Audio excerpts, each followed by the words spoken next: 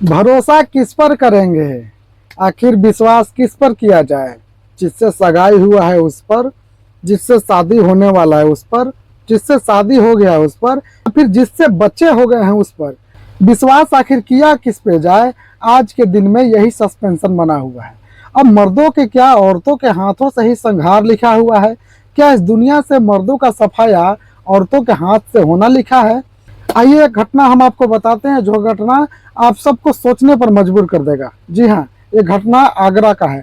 आगरा में एक कॉलोनी पड़ता है, जिस कॉलोनी का नाम है रेणुका धाम।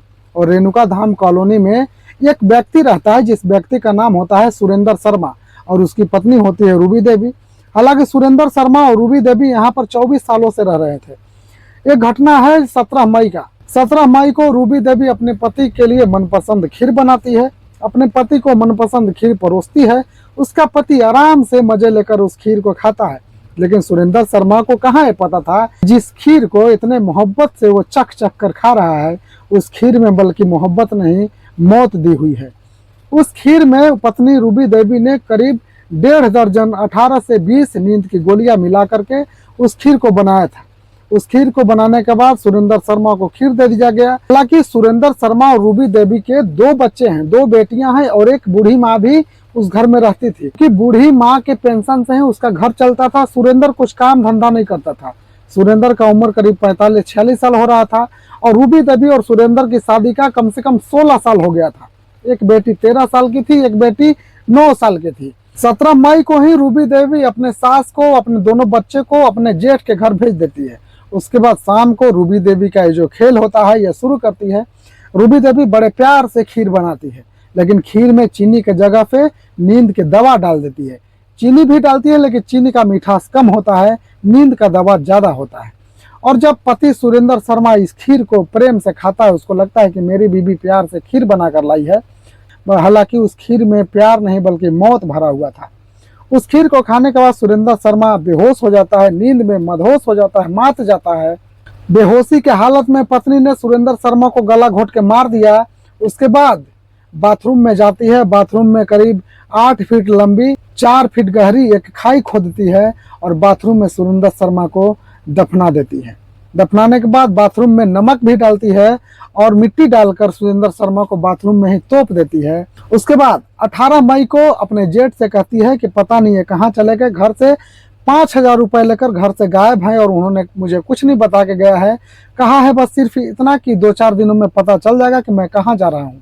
इसके बाद उनका कोई अता पता नहीं कि वो कहाँ चले गए हैं।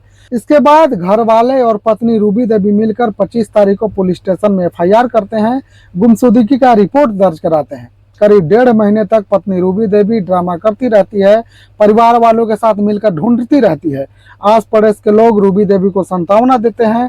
कोई आकर पूछता है कि सुरेंद्र शर्मा कहाँ है, तो रूबी देवी टूट जाती है, रोने लगती है, बिलखने लगती है। आस पड़ोस के लोगों की संवेदनाएं रूबी देवी के साथ रहती है। रूबी देवी को सब समझाते हैं, बुझाते हैं, रूबी देवी को सब ढाढ़स बनवाते हैं।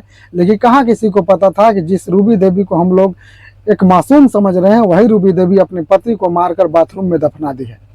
रूबी देवी करीब 1.5 महीने तक सबको मूर्ख बनाती रही, और रूबी देवी ने बाकायदा मिस्त्री को बुलाया, कंक्रीट मंगाया, और फिर बाथरूम को फर्श बना दिया। और उसी बाथरूम में रूबी देवी रोज नहाती रहती थी।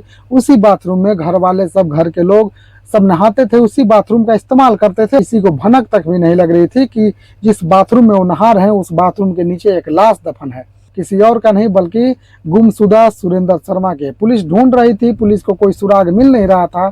फिर पुलिस अचानक 17 साल पुराने केस में रूबी देवी के घर पहुंचती है, क्योंकि 17 साल पुराना एक ट्रक चोरी का मामला था जिसमें सुरेंद्र शर्मा का भी नाम था। उसी केस के सिलसिले में सिर्फ पूछताछ करने के लिए पुलिस आती है। आप सोचिए कि उन पुलिस वालों को यह भी पता नहीं था कि जिस आदमी को गुमशुदा मानकर पुलिस ढूंढ रही है, उस आदमी को बाथरूम में ही दफनाया गया है।